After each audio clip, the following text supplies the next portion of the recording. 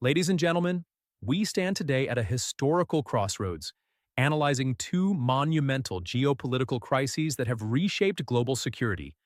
One from our past, the Cuban Missile Crisis of 1962, and one unfolding in our present, the Russo-Ukrainian War. Both crises have brought humanity alarmingly close to catastrophe, highlighting patterns in international behavior, power dynamics, and decision-making processes that continue to influence global stability profoundly. First, understanding the foundations of these crises requires examining the historical context of geopolitical rivalry. During the Cold War, 1945 to 1991, the world was distinctly bipolar, dominated by the ideological confrontation between the capitalist United States and the communist Soviet Union. These two superpowers competed fiercely for global influence, engaging in proxy conflicts worldwide, from Korea to Vietnam, from Angola to Afghanistan, each conflict a microcosm of the larger ideological struggle. This bipolar dynamic institutionalized itself through military alliances. NATO, formed in 1949, represented Western collective defense aimed explicitly at containing Soviet expansion. Conversely, the Warsaw Pact, established in 1955, secured Eastern Europe firmly within Moscow's orbit. These alliances entrenched geopolitical divisions, embedding mutual suspicion into the fabric of international relations and creating conditions ripe for escalation and crisis. Simultaneously, the wave of decolonization following World War II reshaped international politics, creating opportunities for ideological maneuvering. Newly independent nations often became battlegrounds for influence between East and West. Cuba's revolutionary alignment with the Soviet Union in the late 1950s exemplified how post-colonial shifts could intensify great power confrontations. Fidel Castro's Cuba provided the Soviet Union a strategic foothold mere miles from American shores, directly challenging U.S. hemispheric dominance and setting the stage for the Cuban Missile Crisis. Fast forward to the post-Cold War period, the geopolitical landscape drastically changed with the Soviet Union's collapse in 1991. The United States emerged as the sole superpower, initiating NATO's eastward expansion. This enlargement deeply alarmed Russia, particularly at NATO's 2008 Bucharest summit, where Ukraine and Georgia were promised eventual membership. Moscow viewed NATO's advancement as a betrayal, perceiving it as strategic encirclement. Tensions reached a breaking point in 2014, with Ukraine's Euromaidan revolution ousting pro-Russian President Viktor Yanukovych, widely perceived by Moscow as a Western-orchestrated coup designed to undermine Russian interests. Russia swiftly annexed Crimea and supported separatist forces in Ukraine's Donbas region, violating established post-Cold War norms of territorial integrity and sovereignty, and setting the stage for the expanded invasion in 2022. From these historical foundations emerge clear structural parallels in crisis escalation. Both crises vividly illustrate the spheres of influence doctrine. The Cuban Missile Crisis saw President Kennedy invoking the Monroe Doctrine implicitly, asserting U.S. hemispheric dominance through the naval blockade of Soviet missile shipments to Cuba.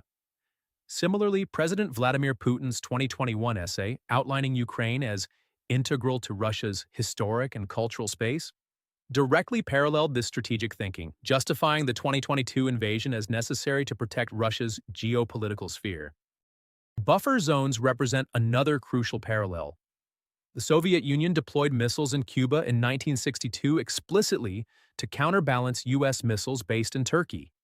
Today, Russia maintains control over Crimea and parts of eastern Ukraine precisely to establish strategic buffers against perceived NATO encroachment, mirroring Cold War-era strategies of territorial control for security purposes. Both conflicts also involve pronounced security dilemmas. During the Cold War, America's installation of Jupiter missiles in Turkey directly provoked the Soviet missile deployment in Cuba. In recent years, U.S. missile defense systems, such as THAAD in Eastern Europe, have similarly heightened Russian security fears, prompting Moscow's responsive deployments of advanced missile systems like Iskander missiles in Kaliningrad and Western Russia. Nuclear posture shifts further, underscore these structural parallels, yet reveal critical divergences. The Cold War doctrine of mutual assured destruction, MA, ensured mutual vulnerability, paradoxically stabilizing nuclear relations. Today, Russia's adoption of the escalate to de-escalate nuclear strategy, threatening limited nuclear use in conventional conflict, introduces dangerous ambiguity into crisis management, significantly increasing escalation risks. Brinkmanship tactics prominently feature in both crises. Kennedy's naval quarantine of Cuba raised nuclear tensions strategically, compelling Soviet concessions. Similarly, Putin's 2022 partial military mobilization and frequent nuclear threats intentionally escalate tensions, pressuring Ukraine and Western allies to reconsider their support, exemplifying modern brinkmanship's perilous gamble. The risk of unintended escalation remains critically relevant. In 1962, accidental incursions by U.S. reconnaissance aircraft into Soviet airspace threatened catastrophic misunderstandings. Today, Ukrainian drone strikes deep into Russian territory and independent actions by mercenary groups like Wagner amplify risks of accidental escalation, illustrating dangerous modern parallels. Yet critical divergences distinguish today's Russo-Ukrainian War from the Cuban Missile Crisis. Unlike the bipolar Cold War, today's multipolar international system introduces complexities absent in 1962. China, in particular, navigates a nuanced position, economically supporting Russia yet avoiding overt military involvement. This multipolarity complicates diplomatic leverage and international consensus, fragmenting unified global responses. Non-state actors further differentiate contemporary conflict dynamics. The Wagner Group's autonomous operations, cyber militias, and decentralized volunteer forces blur distinctions between state and non-state actors, complicating traditional military and diplomatic strategies. Cyber warfare capabilities, social media information battles, and hybrid tactics like Russia's energy blackmail represent entirely new arenas of contemporary conflict, absent in 1962. Sovereignty norms have fundamentally evolved. Cuba in 1962 was predominantly viewed as a Soviet proxy, limiting international sympathy. Conversely, Ukraine today enjoys widely recognized sovereignty, amplifying global condemnation of Russia's invasion and significantly shaping diplomatic strategies and international reactions. Diplomatic mechanisms also differ markedly. Kennedy and Khrushchev utilized secret diplomatic backchannels, facilitating swift crisis resolution. Today, diplomatic relations between Washington and Moscow remain strained, with limited trust and fewer effective communication channels, complicating crisis management significantly. Multilateral organizations' roles have dramatically expanded.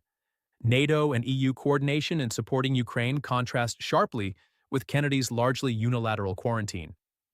However, Russia's veto power continues to paralyze the UN Security Council, revealing persistent limitations within international institutions. Economic warfare strategies have intensified. Today's comprehensive sanctions against Russia, including exclusion from the SWIFT financial system and embargoes on energy exports, contrast significantly with the narrower 1962 U.S.-Cuba embargo. Yet, Europe's dependency on Russian energy complicates sanction efficacy, illustrating the nuanced complexities of modern economic warfare.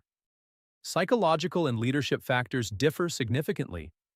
Kennedy's calculated restraint contrasts starkly with Putin's determination to restore Russian historical prestige, profoundly influencing crisis dynamics.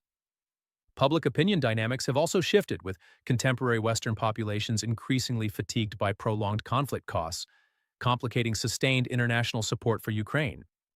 Risk tolerance remains dangerously high.